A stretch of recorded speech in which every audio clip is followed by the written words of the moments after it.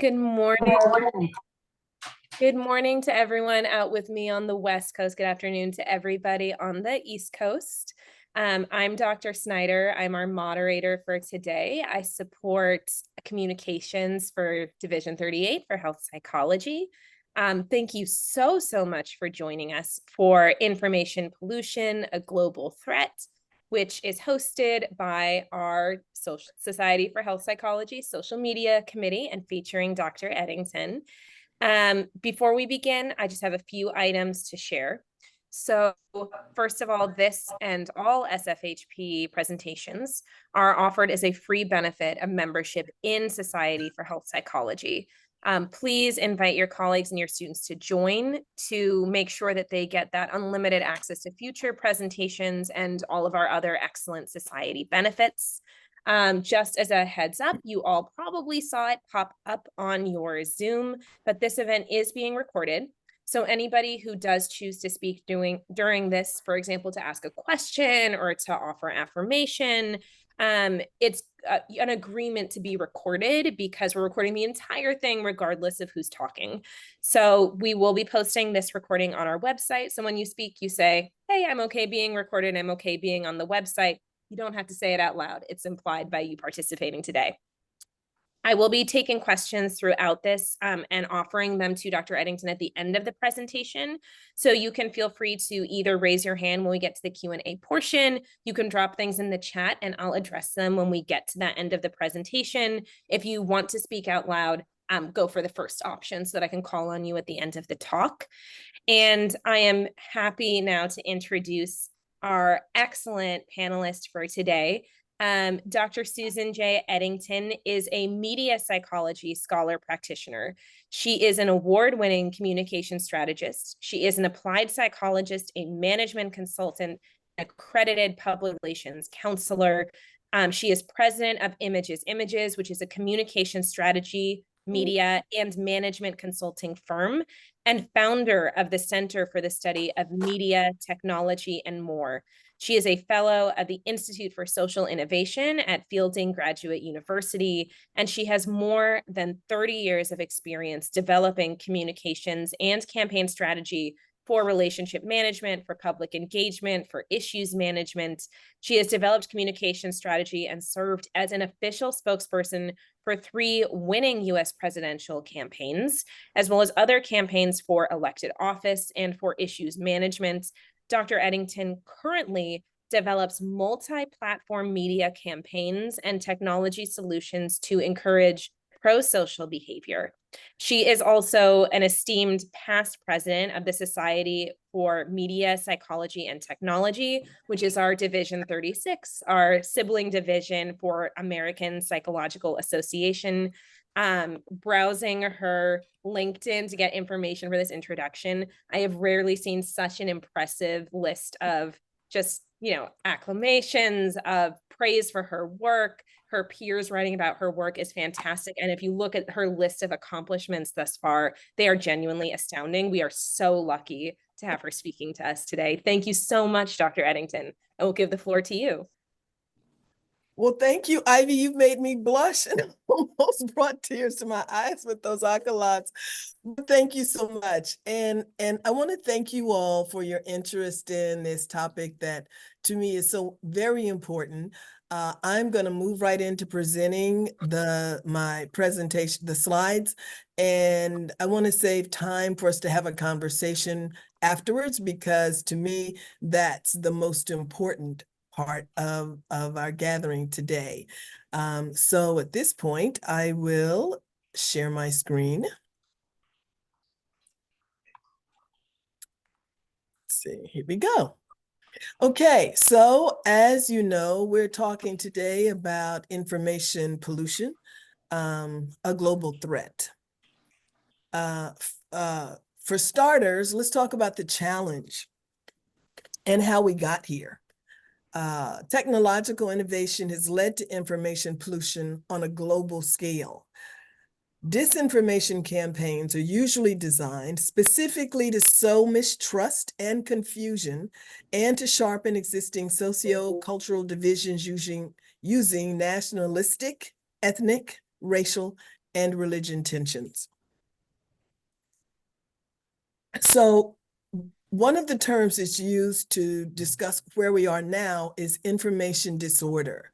So let me define for you, or attempt to define what we mean by information disorder. We start with sharing information that is not factual, but one believes to be true is misinformation.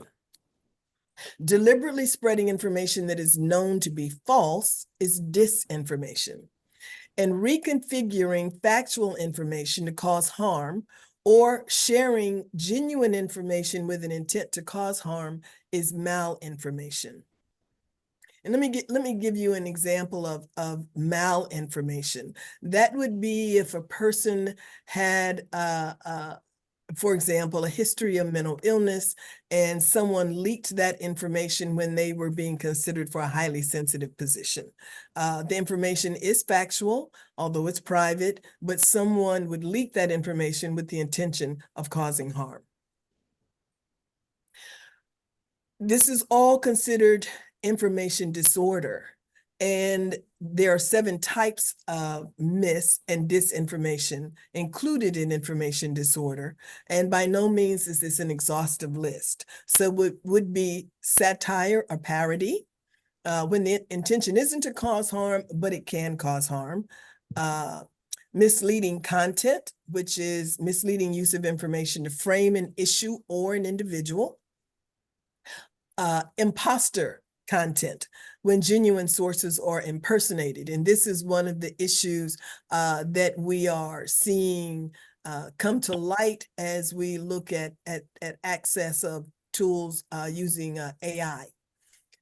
Fabricated content, new content that is 100% false, made to deceive and do harm. And again, we can see that happening with AI. False connection, when headlines, visuals, or captions don't support the content.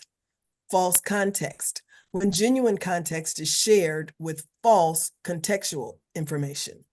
And manipulated content, when genuine information or imagery is manipulated to deceive. So information pollution is on the rise. It has gotten to the point that it is such a threat that the World Economic Forum has declared that information pollution is the greatest threat to humankind in the near term. As an example of where we are, in the final 3 months of the 2016 US presidential campaign, 20 top performing false election stories from hoax sites and hyperpartisan blogs generated 8,711,000 shares, reactions, and comments on Facebook.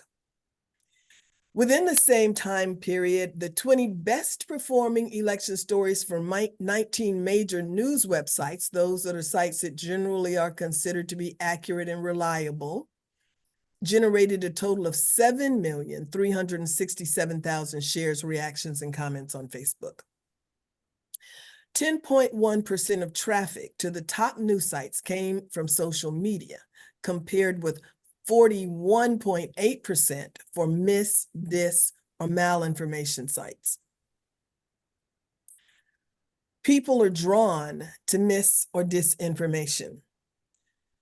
And it spreads through what Facebook conducted a study to examine how the information is shared, how information is spread, and found what they call a natural engagement pattern, which this chart to the right demonstrates.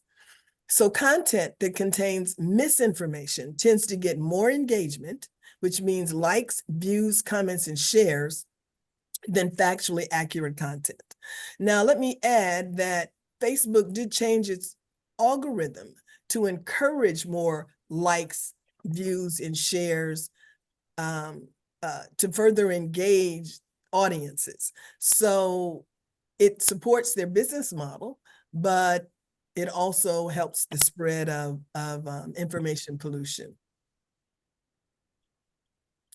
So we have reached a point where we have what the RAND Corporation has described as truth decay. Truth decay is the growing disregard for facts, data, and analysis in political and civil discourse in the United States. So as I said, the Rand Corporation study describes this as truth decay. The organization cited particular concern for its observations that policy decisions that can affect American democracy are being made primarily based on opinion or anecdote rather than objective facts. So John Kennedy once said, they follow the Hitler line no matter how big the lie. Repeat it often enough, and the masses will regard it as the truth. So when we talk about truth decay, there are certain trends that show us where we are, and that you can use to examine where we are. One is an increasing disagreement about facts and analytical interpretations of facts and data, a blurring of the line between opinion and fact, an increase in the relative volume and resulting influence of opinion and personal experience over fact, and lower trust in formerly respected sources of factual information. So what you find that has been found is that there's an amplification factor. And this chart on the left gives an example of the tools that are used and how successful they are in amplifying information, including misinformation. And as you can see, Facebook by far has the greatest amplification factor, and that's because it also has the largest number of users and has the most engagement. So the issues here are confidence and credibility. One, information pollution, disinformation, and the truth decay have led one to a lack of trust in media. Most Americans expect to see bias in their preferred news source, whether it is a great deal or a fair amount of political bias in reporting. They feel that their sources are failing to perform their roles as the source of news and information that holds leaders accountable for their actions and protecting the democracy. Americans acknowledge there is bias in the news. In the news they receive, but they are more concerned about the bias others receive from their preferred media sources. This lack of trust stems from the belief that reporters are misrepresenting the facts or fabricating information. And one of the factors that drives this is the fragmentation of the media ecosystem. There was a time when most people sat down, watched the evening news, and we had primary sources on ABC, NBC, CBS, where you could listen to Walter Cronkite tell you the news and what was important that day and frame that conversation to give it context. And with that, we had a shared understanding, generally a shared understanding of what was important to most of us and what we should be concerned about. We don't have that anymore. And that there are so many reasons for that. And one is that the media sources media is no longer just a public service. It now also is included in the divisions in media outlets that must bring in a profit. And ownership in media organizations has changed over time. And so expectations are different from what we should get from our media. The other challenge is now that information pollution has led to a lack of trust in institutions. So many Americans lack confidence in major US institutions, including business, religion, the US court system and schools, all of which in 2022 were found to be at the lowest level on record in the nation's history. And since this study, there has been found that we are experiencing an even greater lack of trust in institutions. The trust factor continues to decline, and it has led to other mental health and well-being issues for those who are no longer engaged, but we won't talk about that. But I do want to share that it continues to decline. Democrats and independents had more than a double-digit loss of confidence in the Supreme Court. Republicans lost more confidence in banks, the military, and the police.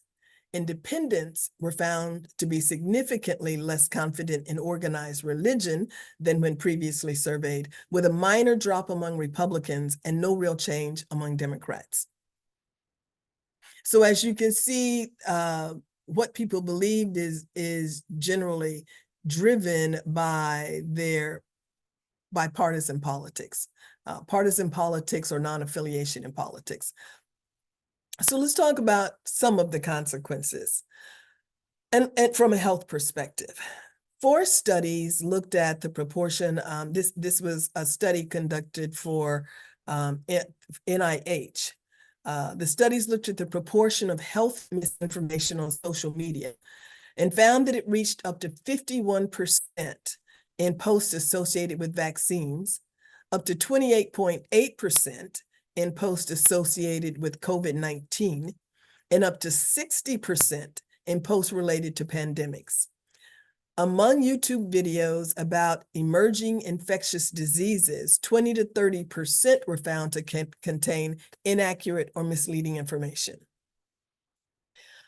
Promoting and disseminating trustworthy health information is cruel for governments, health authorities, researchers, and clinicians to outweigh false or misleading health information disseminated in social media. So the authors concluded social media channels can also be used to counter false or misleading information, but that further studies may be required to evaluate the best format for such outreach and to determine which channels work best for different populations, geographical settings, and cultural context. So let me add a bit of context here. During COVID-19, and during the most recent pandemic, the World Health Organization declared that we had reached an infodemic. We had a pandemic, we had a infodemic, and the infodemic came from just an overwhelming, people were being bombarded with information. Some of it was true, misinformation, disinformation, malinformation, and then you had information that was disseminated by health sources and resources and the government in an attempt to maintain the pandemic and in an attempt to save lives. Because the information shared by the government and noted health institutions had to compete with this overwhelming abundance of false information or misleading information or malinformation. It was just overwhelming for people. And so people did not know what source to trust. That's when you'll find misinformation, where people share inaccurate information or false information, but they don't know that it's false. It is so significant because when people don't know what source to trust, they turn to their friends and family who may not be accurately informed. They share with one another what they believe to be true, which goes back to what I said earlier about people now so frequently are using opinion and anecdote as opposed to going to trusted or reliable sources, often because people don't know what sources to trust. So a major contributing factor are the politics in our country, but it's not just in our country, it's a global issue. So the 2016 APA National Survey on Stress in America reported that 52% of Americans identified the upcoming election as a significant cause of stress. Nearly 2/3 of those responding reported stress about the future of the country, including both Democrats and Republicans. In the 2022 version of the APA survey of stress in America, the results showed more than 3/4 of adults considered the future of the country a significant source of stress in their lives. The current political climate was cited as a significant source of stress for 66% of the respondents, with 60% attributing the current social divisiveness in the nation to their level of stress, and 62% responding that the racial climate in the U.S. is a significant source of stress in their lives. So political advertising is a tremendous source of the divisiveness in the nation. It is designed often intentionally so. It is also where people have the freedom to lie, mislead, disinform, and it's all protected by the First Amendment. So that's the challenge with political advertising. People can say anything. So and people are overwhelmed by political advertising. A 2007 study by the advertising firm Yankelovich estimated that the average person saw up to 5,000 ads daily. That was in a 2007 study. More recently, it is estimated that people will see up between 8,000 to 10,000 ads per day. They don't all come across just as ads. They're everywhere you go, certainly through all of your social media. When you're advertising on every online platform that accepts advertising, you are likely to be exposed to political advertising, as well as on television, on the radio. It's overwhelming. So a study that examined the connection between political advertising and health found consistent evidence that exposure to televised campaign ads could lead to increased odds of a person being informed by a doctor that they have anxiety, depression, insomnia, or another disease. Some campaigns design political ads that take on a dark tone, designed to trigger an emotional response from the viewer, emphasizing threats to safety and security to purposefully stimulate anxiety. And I just want to add here that the messages in many of these campaigns by no means compare accurately with the reality. So the threats to an emotional, to one's well-being aren't backed up by the evidence, which is the statistics that come from health departments or the Justice Department, but they gain people's attention. And so if that's what it takes for some candidates to try to scare you into voting for them, then that's what they will say and do. Many political ads attack the character and the policies of competing candidates and suggest that electing the opposing candidate would lead to a bleak and frightening future. And negative political ads that focus on crime, terrorism, civic unrest, or threats of violent conflict are designed to induce psychological, physiological arousal and evoke emotions such as anxiety and fear. So let's talk about media effects and why people are impacted, why people are attracted to certain kinds of media, and how people are affected by media consuming content and various media sources. First of all, Valkenburg and company conducted an analysis of what they called evergreen media effects theories, because there are constantly new understandings or assumptions or hypotheses about media effects and how people are affected and why people are affected. But the 7 that I'm about to share, they considered evergreen. They have stood the test of time. So the first is cultivation theory, which posits that the social reality of those who experience long-term exposure to media is affected by the content they consume. The agenda setting theory explains how media outlets determine for their audience what is salient by the prominence and the frequency given that topic in news coverage. The diffusion of innovations theory explains the process by which a new concept is introduced, how it gains momentum, and then is diffused through a specific population or social system. Uses and gratification theory suggests that people select and consume specific media based on the expectation that it will fulfill a particular want or need.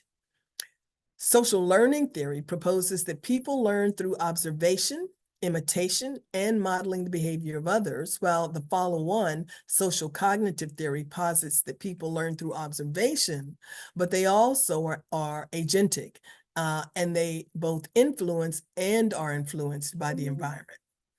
Media system dependency theory suggests that when individuals depend on media to meet certain needs, they will develop a dependency on media to meet those needs, thereby increasing the effects the media will have on that person. So let's talk about how we attempt to what we call inoculate ourselves. Media literacy is considered the best armor that we can have to protect ourselves against misinformation, disinformation, malinformation, or overall information pollution. First and foremost, let me say, it has always been with us and it always will be. Lies in political advertising are protected by the First Amendment. And if you read the determination that went into how political advertising was protected, the language actually says that we know politicians lie and make up things, and that's okay. That is what they are expected to do. And so it is protected. But we have to protect ourselves. And so media literacy is the recommended tool. So when we look at information, we have to become more sophisticated in our approach to the content that we consume, the sources that we use. So the goal of disinformation is to confuse and manipulate the public, to distract, to divide, and to demoralize communities. And to control a narrative, it could be for the financial, political, or ideological gain of an individual or organization. And it could just be because someone has nefarious purposes and has nothing better to do. We can't always define the why. What we can do is do our best to protect ourselves.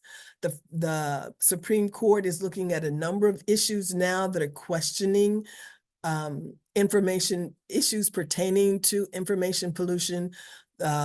Where are social media outlets responsible? Where does their responsibility lie? And there are many questions, and certainly, and people who are given to sharing misinformation or disinformation are arguing consistently that they have First Amendment protection and the right to say whatever they choose with no consequences.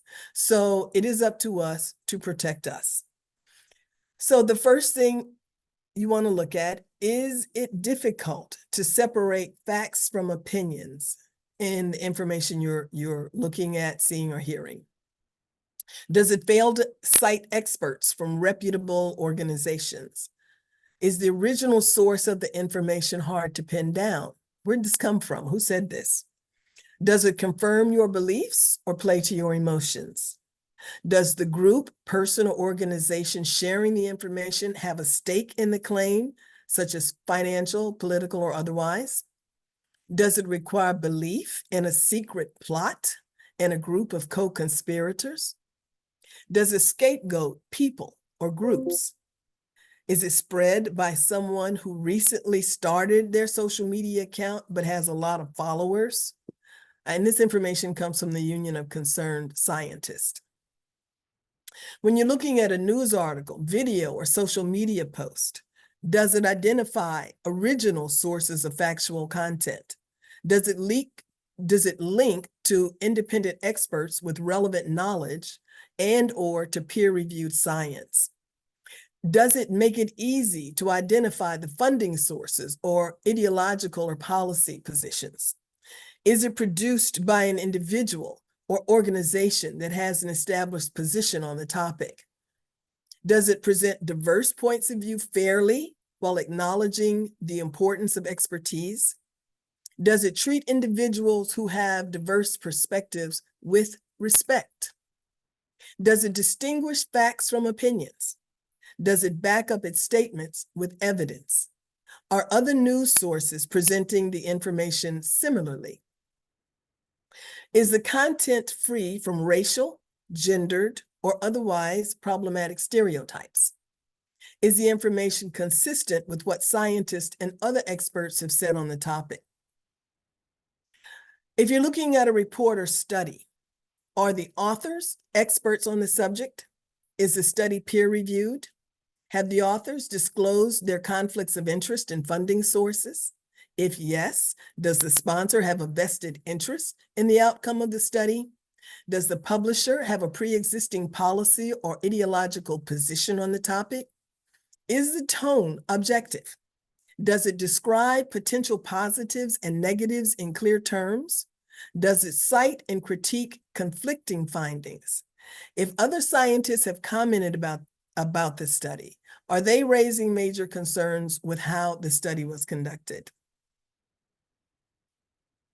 So in summary, I just want to share, and I hope that my presentation has shared a need for diligence and critical thinking. An aggressive application of technology and media literacy are the tools that we have to help us combat, to inoculate us against information pollution, information disorder, and truth decay. So we begin by protecting ourselves, and then we hope to protect those who are in our sphere of influence. So I'd like to thank you so much, and I will happily engage in a conversation or take questions, observations, or your thoughts. Thank you.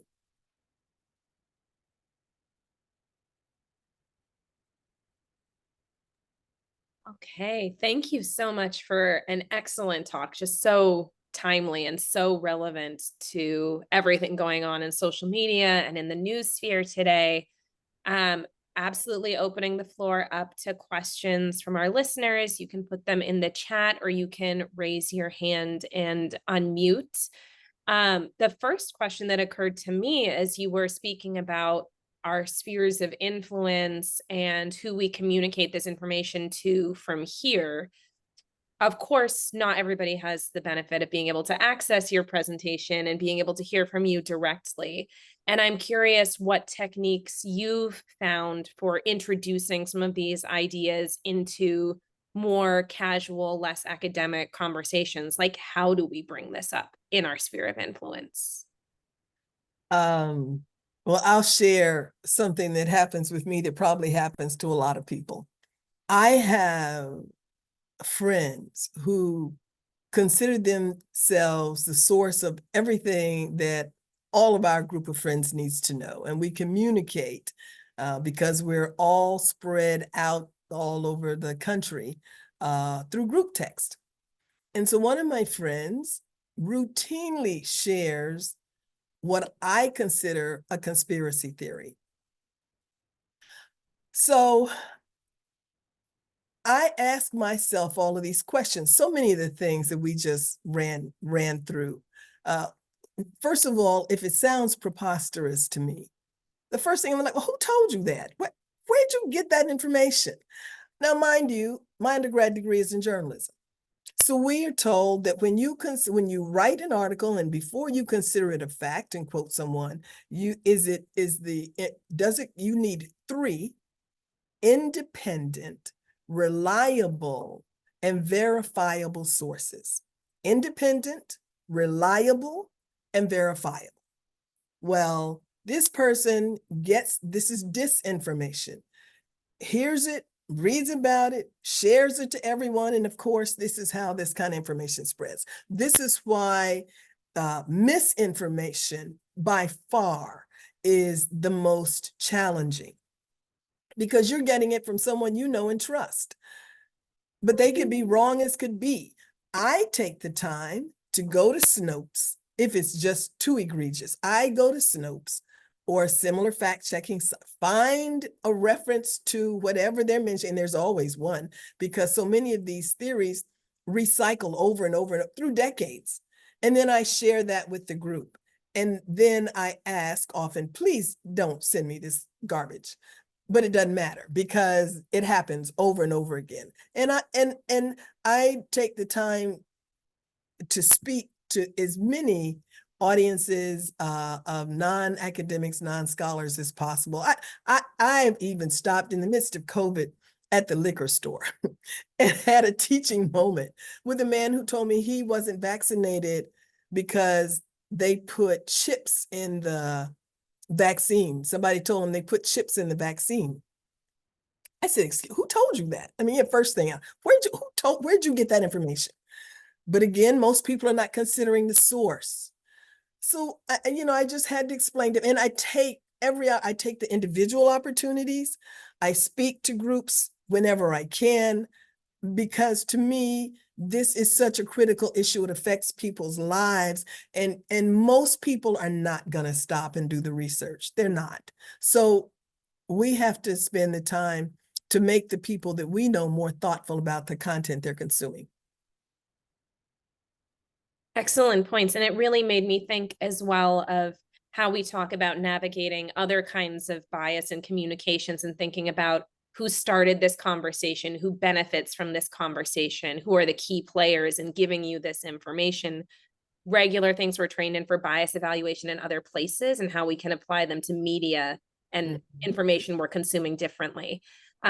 You have several thanks and praises in the chat, just to let you know.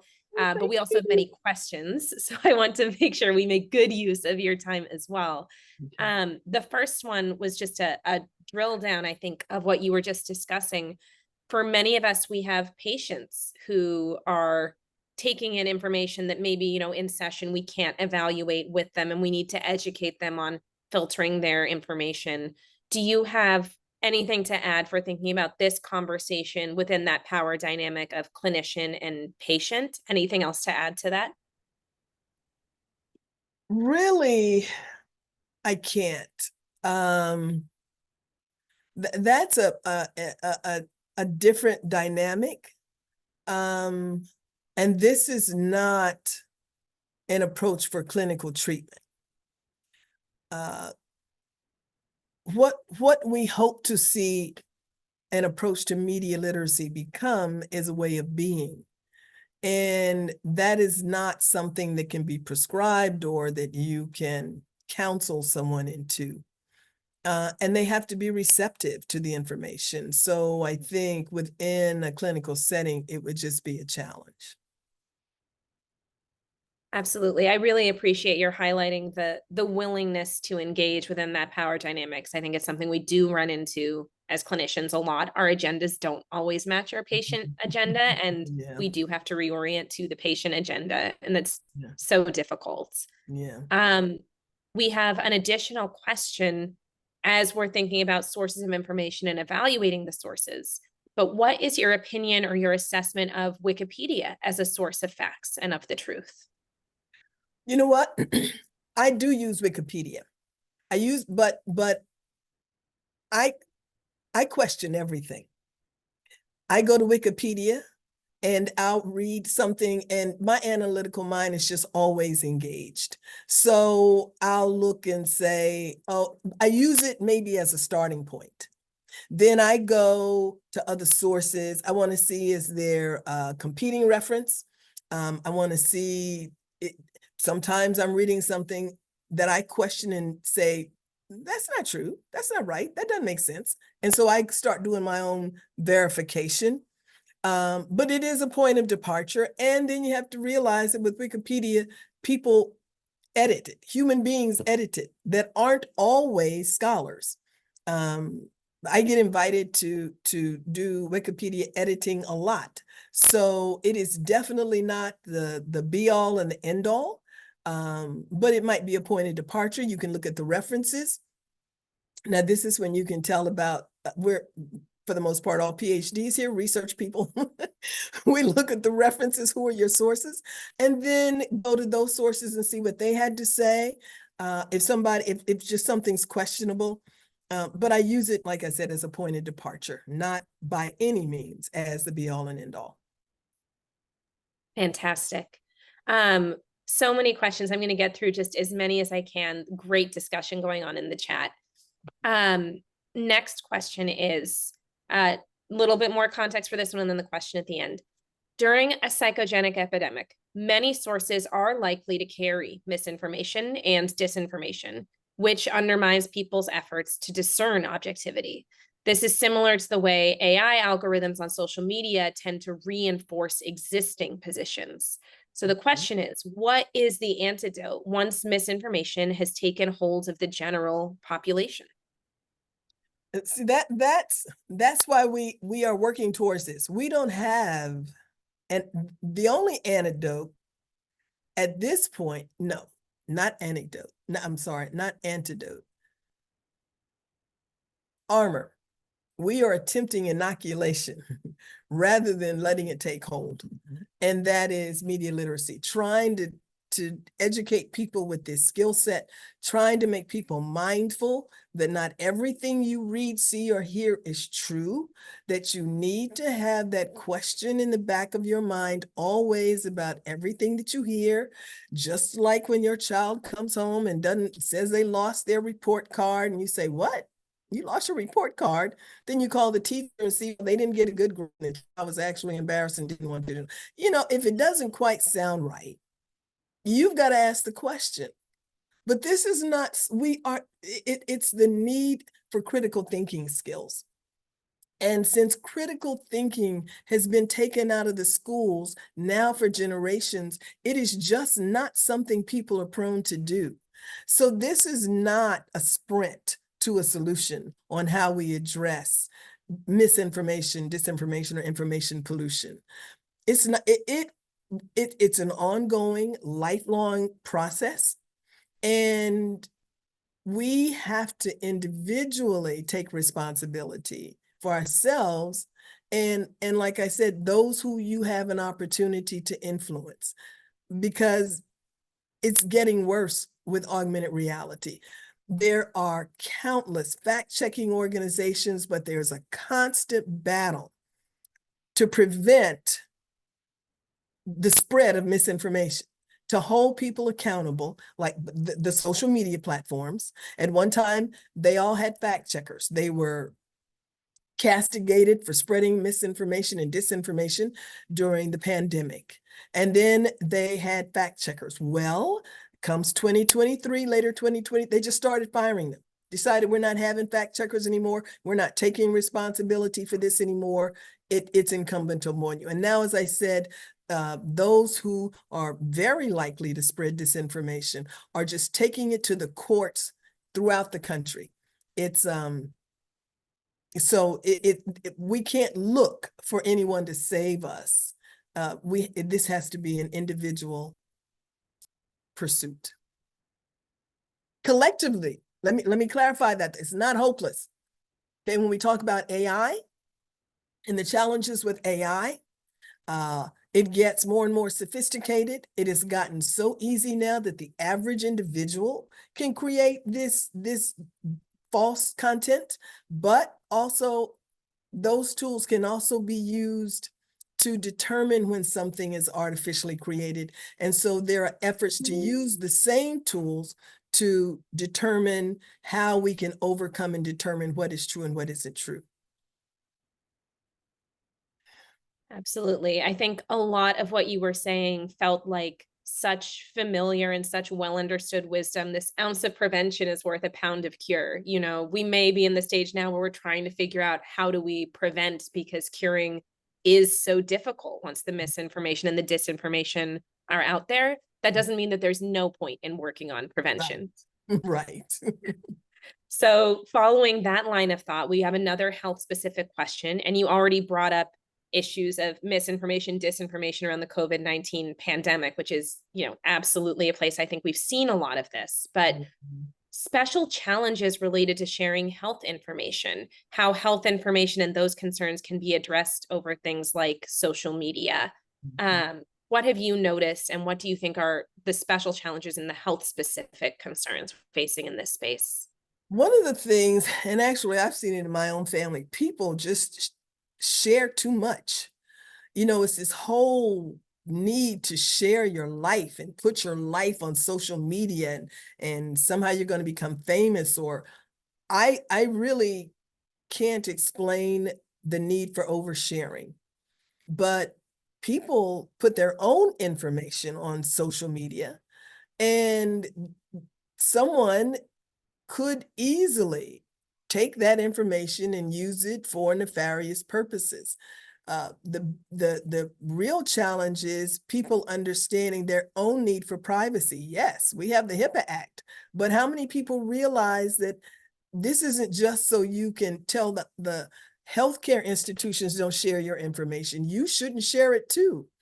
And that's a real challenge in trying to help people be more discerning. And it's one that I've engaged with in the young people in my family on a regular basis. Stop putting your personal information on social media. Over and over and over. I'm seeing an improvement, but that's because I am just a flat out nag about it when I see it. And that's why I have to check social media, because I need to see what they're doing. I'm on it right away. Take that down, delete that, stop. It's not easy to get people to change their behavior. It's not. And it's generational too. You don't, and it's how people communicate. I mean, you think about people who had hip replacement surgery. So people will just go to social media, go to complete strangers and say, I'm having hip replacement surgery and I want to know, what should I expect and how long do you think it'll take?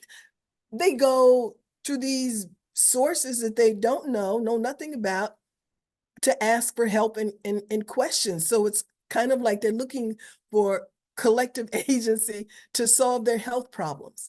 And that's where we are. So that cultural shift of individuals wanting to be private about what's happening in their lives is just gone. I don't think we're going to be able to bring that horse back into the corral.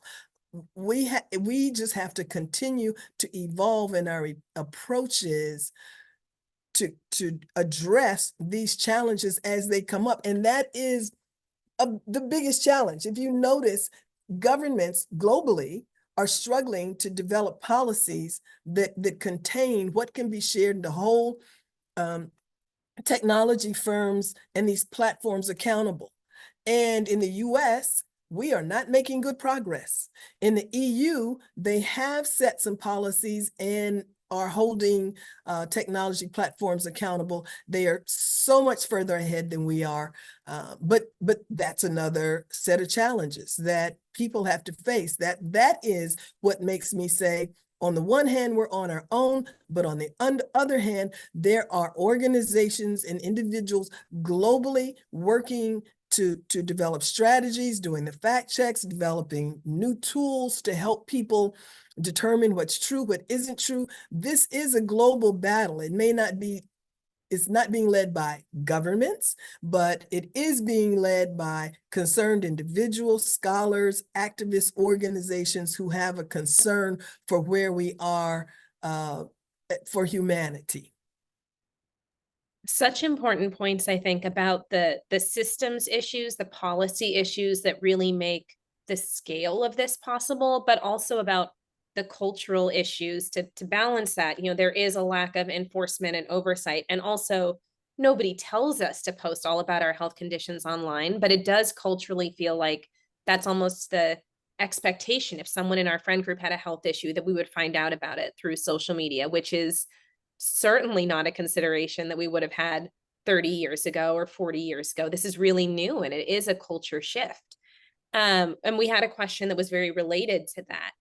So we had a point that the confirmation bias feels really prevalent in our conversation today and around the world today. Do we think that this is because of too much information available and people needing efficient ways of processing information? I think it is as WHO determined an infodemic, and it wasn't a one-time incidence. The pandemic wasn't the beginning of that, and it's certainly not the end of that. Social media and online presence and is here to stay. It's not going away. This is the new order. It's the order of the day. It's just how life is and how life will be. And so we have to prepare to navigate in this environment.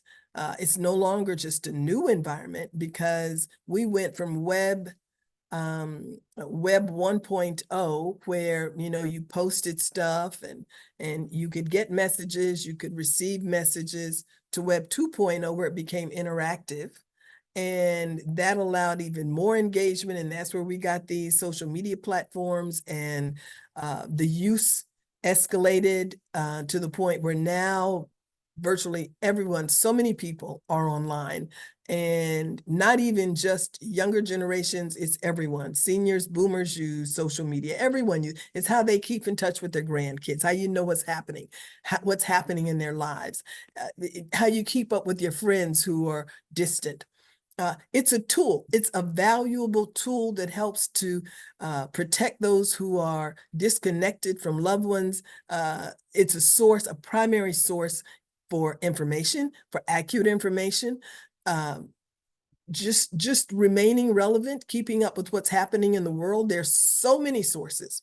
It's discernment in the sources that you use that matters. Discernment is a key element for media literacy. Excellent. I think we have several superb questions. We have people sharing links to relevant podcasts. We have people talking about articles about information inoculation. One point that I think was excellent is that someone whose question you answered earlier says that question of, can you find 3 sources that validate this piece of information, that's useful for external information, for information we're learning. It's also a strategy that we might be able to use for internal information for our cognitive distortions. Can you find 3 places that back up this internal cognition? And that can also, I think, I'm editorializing, but that can help people practice this looking for sources, which is just fantastic. We have requests to continue this topic because people are so excited about this presentation and the content that you've shared. And yeah, many other questions about identifying information disorder in our patients, our own bias in saying you're taking in information in a disordered way, that are just so important. And I think there's one question to wrap it up, which I think is an important way to balance this. So I'm going to include this one as our last question for today. When does skepticism itself become a problem or a mental health problem? When does suspicious become too suspicious? What do you think? Okay, I'm not a clinician. Of course, I'm a trained psychologist, but not a clinician. But there is what we call a healthy skepticism. And I don't think that there would be an instance where one would perhaps consider that this person requires greater consideration. This might become abnormal behavior when a person is suspicious of everything and everyone, totally lacks trust in those around them, people who have historically been caretakers or givers or family, and it's without any precedent. There has been no precipitating action that would lead to this total distrust and mistrust. But because so many times these things are in a person's head and they may not articulate, it would be difficult to know. So that's something that I think would just have to be observed behavior and would require input from those who are around them. And can say, have you noticed that this person doesn't believe or trust anyone or anything? It then becomes a community affair. It's not something I don't think the person would just say, I don't trust anything, I don't believe anybody. I don't think they would volunteer that information, but you never know because that's an individual thing. That's not that's not something that a person would broadcast. Yeah. And I think it can be so hard to say, oh, well, there's a feel that you would be looking for. And I think that it is still so important to talk about that feeling, because sometimes I have personally seen that some of that conspiracy theory can come from you can't trust that, you can't trust that, you can't trust that, and sort of an insulation against information that becomes so difficult and so damaging to have discussion around. So I think your response is very wise and very much appreciated. But I do want to add one thing, and it's the sources. And what I did not get to talk about was really what leads to what we believe and cognitive processing and how we get to what we believe and what we accept. But I did briefly mention it when I talked about cultivation theory. And so if you are consuming content from a source that promotes, and earlier in the presentation, I did talk about the tremendous number of people that visit the sites with conspiracy theories. And if this is your primary source of information and you are going to this source repeatedly, you are going to this source selectively, this is your only source of information, and this is the content you consume over and over and over. It's recency, frequency, and vividness. It's the fact that that information is so engaging. It affects your emotions. It gets you physiologically engaged in that story. And you're going, wow, I didn't know this. Like the man with the chip in the vaccine. And so I didn't know this. This is important information. And you don't have anything or anyone countering that, then you believe it. And so that's what you carry as your truth. And that's what happens when we don't have, when truth decay breaks down and we have this distrust in science, in scientists, and in traditional sources that we once trusted and considered to tell us what we could consider a shared truth. That's why truth decay is so important, but it's also intentional. So, we could talk about this a lot. Yeah. I know we're 2 minutes over, but yes, it's a huge issue. And so Yes. we are learning as we go and evolving in our approaches to address it. And it's a challenge for each and every one of us. Yes, absolutely. Again, I cannot thank you enough for taking the time to share this information with us. And I think the request to continue this topic, the number of questions, the demand for more information really shows just how important your expertise is and the gratitude we all feel for you being here today. Yeah. Thank you, of course, also to our guests for coming, because talks are only effective if somebody is coming and listening. So thank you for coming and listening and learning with me from Dr. Eddington. If you have more questions for us as a Division 38 team, or a desire to connect more with this material, you can email us at admin@societyforhealthpsychology.org. And again, thank you so much, Dr. Eddington. This has been so fascinating, so important. I feel better informed than I was an hour ago, which is really a testament to your skill in speaking to us and for sharing this information. Cannot thank you enough for being here and for sharing. And thank you everyone for attending. We will see you at our next talk. Thank you. Thank you. Thank you all so much. Bye for now.